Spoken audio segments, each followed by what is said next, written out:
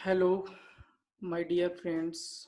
I am Harkesh Kumar Balai, Assistant Professor, Department of Agricultural Economics, College of Agriculture Indore. आज हम discuss करेंगे law of return. ये first year और third year दोनों में ही चलता है। लॉ ऑफ रिटर्न क्या होते हैं इसको सिंपली समझेंगे। In the production process, when single input factor is varied, keeping other required factor constant, the relationship take place between single variable input and output is known as law of return। अब इसको बहुत ध्यान से सुनिएगा, simple है। Production process में है। अब सबसे पहले आपको ये समझना पड़ेगा प्रोडक्शन प्रोसेस क्या होती है, प्रोडक्शन क्या होता है, प्रोडक्ट क्या होता है। मैं एक एक सिंपल स्टेप बाय स्टेप पढ़ाऊंगा। सबसे पहले प्रोडक्शन क्या होता है। प्रोडक्शन एक प्रोसेस है जिसमें इनपुट आउटपुट में कन्वर्ट होता है, उस प्रोसेस को प्रोडक्शन बोलते हैं। क्या है? प्रोडक्शन एक प्रोसेस है जिसमें इनपुट आउटपुट में कन्वर्ट होता है। जैसे आप सीड, फर्टिलाइजर, इंसेक्टिसाइड ये डालते हैं तो वो सभी सीड, फर्टिलाइजर, इंसेक्टिसाइड किस में कन्वर्ट हो जाते हैं। दो, जैसे आप खेत में ये सब चीजें डाले तो 3 महीने 4 महीने बाद में ये आउटपुट में कन्वर्ट हो जाते हैं। तो ये इनपुट सारे फील्ड में डाले, खेत में डाले और ये सारे आउटपुट में कन्वर्ट हुए, वो प्रोडक्शन है। और जो फाइनल आउटपुट मिला, जैसे गेहूं मिला आपको या चना मिला, जो मिला, जो भी मिला, वो फाइनल आउटकम या फाइनल रिजल्ट में है, वो प्रोडक्शन कहलाएगा। तो उस प्रोडक्शन लेने के लिए जो प्रोसेस कर रहे हैं, उस प्रोडक्शन प्रोसेस में हम क्या करते हैं कि एक इनपुट को सिंगल रखते हैं। किसी भी एक इनपुट को, जैसे आप सीड, फर्टिलाइजर, इंसेक्टिसाइड, इरिगेशन, इतने सारे इनपुट डालते हैं, उन सभी में से किसी एक इनपुट को हम क्या रखते हैं, वेरिएबल रखते हैं, और बाकी अदर रिक्वायर्ड फैक्टर उनको सबको कांस्टेंट कर देते हैं। और फिर उनके बीच में जो रिलेशनशिप पाया जाता है, एक सिंगल वेरिएबल इनपुट और जो आउटपुट फाइनल मिला, उनके बीच में जो रिलेशनशिप पाया जाता है उसे लॉ ऑफ रिटर्न कहते हैं। अब इसे और डिटेल से समझिएगा, बहुत सिंपल तरीके से। मान लीजिए कोई एक फील्ड ले लिया आपने। एक फील्ड के अंदर आपने एक इनपुट, जैसे ही फर्टिलाइजर है, उसको आप वेरिएबल रख दिया। फर्टिलाइजर की quantity step by step her step में क्या करते जा रहे हैं, चेंज करते जा रहे हैं। और सीड, फर्टिलाइजर के अलावा इसको तो आपने वेरिएबल रखा, बाकी सीड और भी जितनी भी सारी चीजें डलती हैं, उसके साथ गेहूं का प्रोडक्शन ले रहे हो, गेहूं के प्रोडक्शन में आपने फर्टिलाइजर को क्या रख दिया, वेरिएबल रख दिया। और बाकी जो और जितने भी गेहूं को प्रोडक्शन लेने में इनपुट लगते हैं, उन सभी को कांस्टेंट कर दिया। कांस्टेंट मतलब जितनी क्वांटिटी लग रही है वो फिक्स हमेशा वही डालेंगे। सीड अगर 100 किलोग्राम डाल रहे 100 ही डालेंगे। फर्टिलाइजर के अलावा इरिगेशन दे रहे वो फिक्स देंगे, और जो इंसेक्टिसाइड डाल रहे हैं वो फिक्स करेंगे, सबको एकदम कांस्टेंट कर देंगे। बाकी फर्टिलाइजर एक इनपुट है, उसको हम वेरिएबल रखेंगे, हर बार उसकी क्वांटिटी चेंज करते जाएंगे। पहले मान लीजिए आपने 1 किलोग्राम फर्टिलाइजर डाला, उसके बाद सारे जितने और फैक्टर है वो सभी के सभी कांस्टेंट जितने डालने चाहिए उतने डाल रहे हैं। फिर दूसरी बार भी हमने दूसरी बार फर्टिलाइजर की क्वांटिटी चेंज की, बाकी और फैक्टर जितने भी हैं, जितने भी इनपुट और डालने चाहिए उनकी कांस्टेंट क्वांटिटी डाल रहे हैं। फिर तीसरी बार भी हमने फर्टिलाइजर की क्वांटिटी चेंज की, चौथी बार भी फर्टिलाइजर की क्वांटिटी चेंज की, पांचवी बार भी फर्टिलाइजर की क्वांटिटी चेंज की। मतलब एक ही इनपुट की क्वांटिटी चेंज कर रहे हैं, बाकी अदर इनपुट की क्वांटिटी क्या कर रहे हैं, कांस्टेंट रख रहे हैं। तो एक इनपुट की क्वांटिटी चेंज करने से आउटपुट में अदर क्वांटिटी, अदर इनपुट की क्वांटिटी को कांस्टेंट रखने से, एक की इनपुट की क्वांटिटी को वेरिएबल रखने से आउटपुट में क्या चेंज आता है, आउटपुट के साथ उसका क्या रिलेशनशिप होता है, उस रिलेशनशिप की स्टडी करते हैं, उसे लॉ ऑफ रिटर्न कहते हैं। तो सिंपली आपको समझना है लॉ ऑफ रिटर्न क्या क्या किसे कहते हैं, कि कोई एक इनपुट वेरिएबल हो, कोई भी एक इनपुट, मतलब हर बार उसकी क्वांटिटी चेंज कर रहे हो, और अदर इनपुट फैक्टर हैं जितने भी उसके साथ साथ डलने वाले उनकी कांस्टेंट क्वांटिटी कर दे, और वो सिंगल इनपुट जो वेरिएबल है और आउटपुट जो हो रहा है उनके बीच में जो संबंध होगा, रिलेशनशिप होगा, उस रिलेशनशिप की स्टडी को क्या बोलेंगे, लॉ ऑफ रिटर्न। अब क्या कैसे होगा, मतलब इनके रिलेशनशिप कैसे होंगे। जब हम इनपुट को एक को वेरिएबल रख रहे हैं, उसके साथ आउटपुट देख रहे हैं, तो आउटपुट या तो बढ़ेगा या आउटपुट घटेगा या आउटपुट कांस्टेंट होगा। तीन ही रिलेशनशिप बन सकते हैं इसके साथ, इसके अलावा कोई बन सकता है क्या? मैं ये कहूँ कि मेरे फील्ड के अंदर मेरा खेत है, मेरे खेत में मैं फर्टिलाइजर की क्वांटिटी हमेशा चेंज कर रहा हूँ। जब डाल रहा हूँ, पहली बार डाला तो मैं एक किलोग्राम डाला, या फिर दूसरी बार डाला तो 2 किलोग्राम डाला, तीसरी बार डाला 3 किलोग्राम डाला, चौथी बार डाला तो 4 किलोग्राम डाला।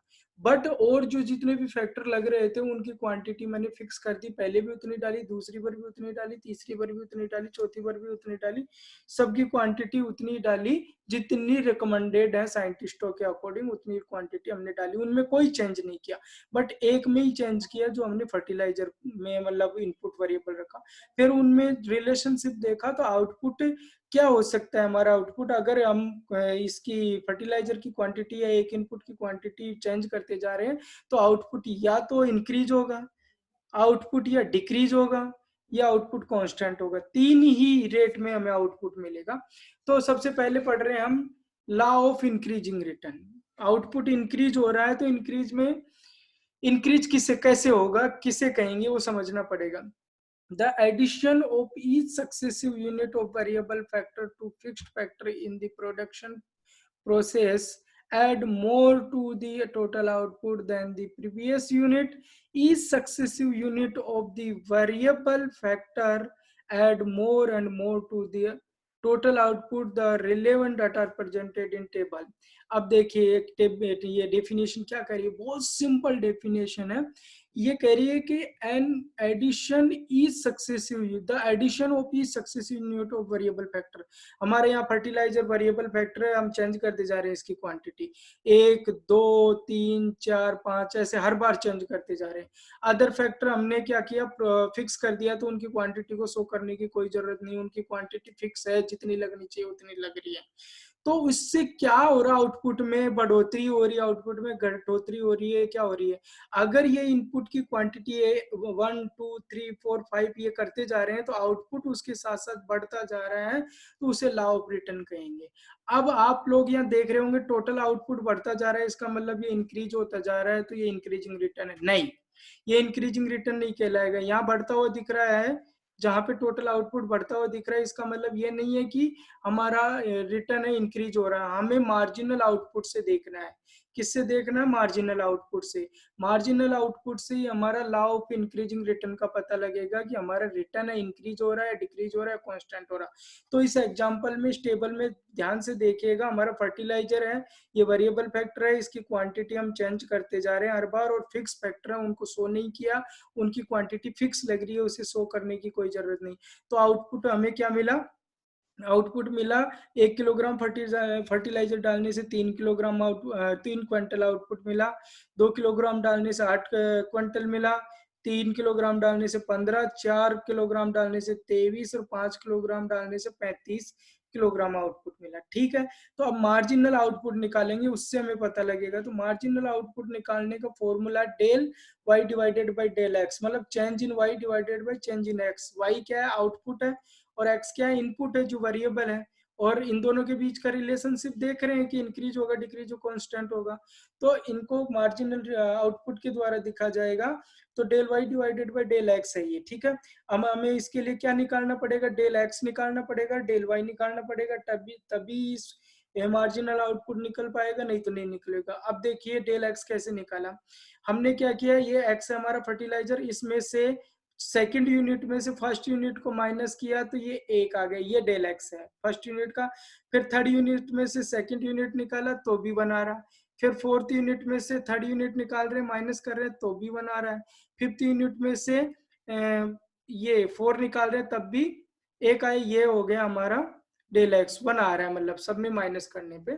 दूसरा देखिए डेल वाई निकालना में, डेल वाई कैसे निकलेगा कि फर्स्ट यूनिट फर्स्ट 3 आउटपुट है और सेकंड 8 है, तो सेकंड में से फर्स्ट निकाला तो 5 आ गया, और थर्ड में से सेकंड निकाला, थर्ड 15 है और सेकंड 8 है, तो इनमें से माइनस के 15 में से 8 तो 7 आया।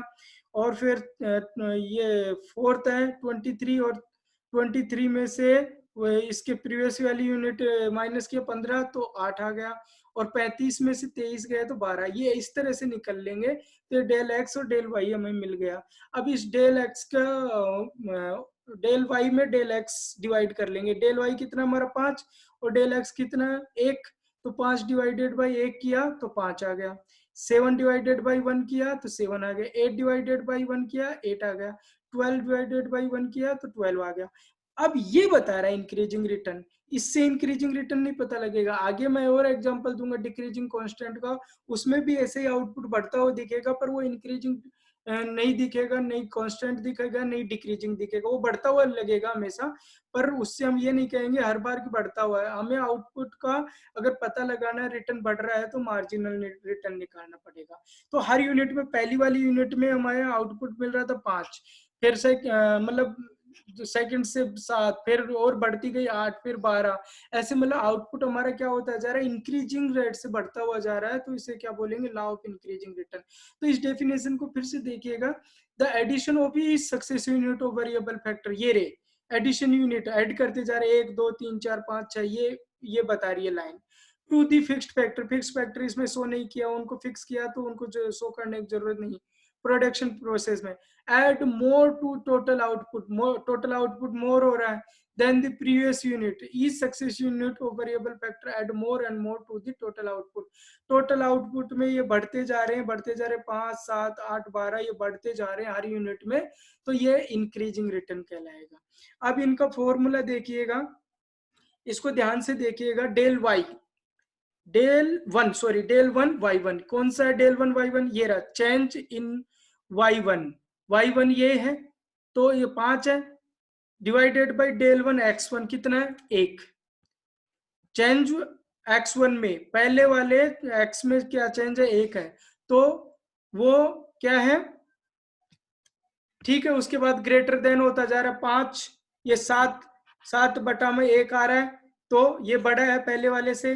फिर और ऐसे बढ़ते जाएंगे बढ़ते जाएंगे बढ़ते, ये इंक्रीजिंग रिटर्न को बता रहा है ये फॉर्मूला, कि जो पहली वाली यूनिट है उससे दूसरी वाली यूनिट ज्यादा है, दूसरी वाली से तीसरी वाली, तीसरी वाली चौथी वाली, चौथी वाली से पांचवी, और जितनी भी आप एग्जांपल में लेते जा रहे हो वो यूनिट आगे बढ़ती हुई इंक्रीजिंग रूप से दिखे, वो इंक्रीजिंग रिटर्न कहलाएगा। ये आपकी टेबल शो कर रही है। उसके बाद एक कर्व है, ये कर्व इंक्रीजिंग रिटर्न है। जैसे जैसे आपके इनपुट डालते जा रहे हैं आप, जैसे जैसे इनपुट की क्वांटिटी ऐसे बढ़ती जा रही है बढ़ती जा रही है बढ़ती जा रही है, तो आपका आउटपुट भी क्या हो रहा है, बढ़ता जा रहा है बढ़ता जा रहा है बढ़ता जा रहा है बढ़ता जा रहा है। उससे क्या बोलेंगे, लॉ ऑफ इंक्रीजिंग रिटर्न। अब दूसरा देखिए, लॉ ऑफ डिक्रीजिंग रिटर्न। इसमें भी डेफिनेशन वो है, उसमें इंक्रीजिंग बता रहा है, इसमें डिक्रीजिंग बताना। The addition of each successive unit of the variable factor to the fixed factor in the production process adds less to the total output than the previous unit. Each successive unit of variable factor add less and less to the total output. It is evident from the table that first unit gives 15 units, second 12 and third unit add 8 and so on। अब table में ये बता रखा है, वो देखेंगे।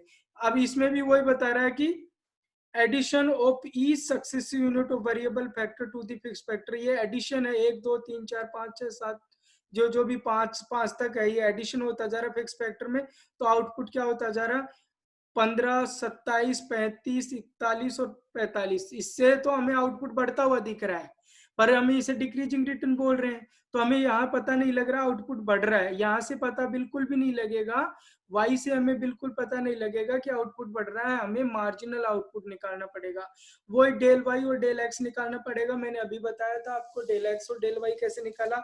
Second वाली unit से फर्स्ट वाली यूनिट एक्स की माइनस किया तो डेल एक्स आ गया, ये पहली वाली यूनिट का। फिर तीसरी से सेकंड वाला निकाला तो 1 आया, चौथी से तीसरी वाली निकाली तो भी 1 आया, पांचवी से चौथी निकाली तो भी 1 आया, तो ये डेल एक्स आ गया। फिर डेल वाई भी निकालना, 15 में 27 में से 15 निकाले 12 आया, 35 में से 27 निकाला 8 आए, और 41 में से 35 निकाला 6 आए, और 45 में से 41 निकाला 4 आए। ये हमारी डेल वाई आ गई। अब बस इसको फॉर्मूले में पुट करना, डेल वाई 12 है और डेल एक्स 1 है, तो 12 में 1 का भाग दिया तो 12 आया, 8 में 1 का भाग दिया तो 8 आया, 6 में 1 का भाग दिया तो 6 आया, और 4 में 1 का भाग दिया 4 आया। तो इससे पता लग रहा है, मार्जिनल आउटपुट से आपको पता लग रहा है कि आपका जो रिटर्न है वो डिक्रीज होता जा रहा है, जब न कि आपका टोटल आउटपुट से पता लग रहा है कि आपका रिटर्न डिक्रीज हो रहा है। इसमें तो आपको रिटर्न बढ़ता हुआ ही दिख रहा है, पहले 15, फिर 27, फिर 35, फिर 41, 45, इसमें बढ़ता हुआ लग रहा है, पर ये बढ़ता हुआ नहीं है। आपको मार्जिनल आउटपुट निकालना पड़ेगा उसके लिए, और मार्जिनल आउटपुट से ही आपको क्या पता लगेगा कि आपका जो रिटर्न है वो इंक्रीज हो रहा है, डिक्रीज हो रहा है। तो इस टेबल में हमारा रिटर्न है मार्जिनल आउटपुट में, पहली वाली यूनिट से दूसरी वाली यूनिट कम है, फिर तीसरी वाली से तीसरी वाली कम है दूसरी से, और नेक्स्ट वाली यूनिट जो भी है वो प्रीवियस वाली यूनिट से क्या है, कम होती जा रही है। इसे लॉ ऑफ डिक्रीजिंग रिटर्न कहेंगे। जैसे जैसे इनपुट बढ़ता जा रहा है, आउटपुट भी क्या होता जा रहा है, घटता जा रहा है।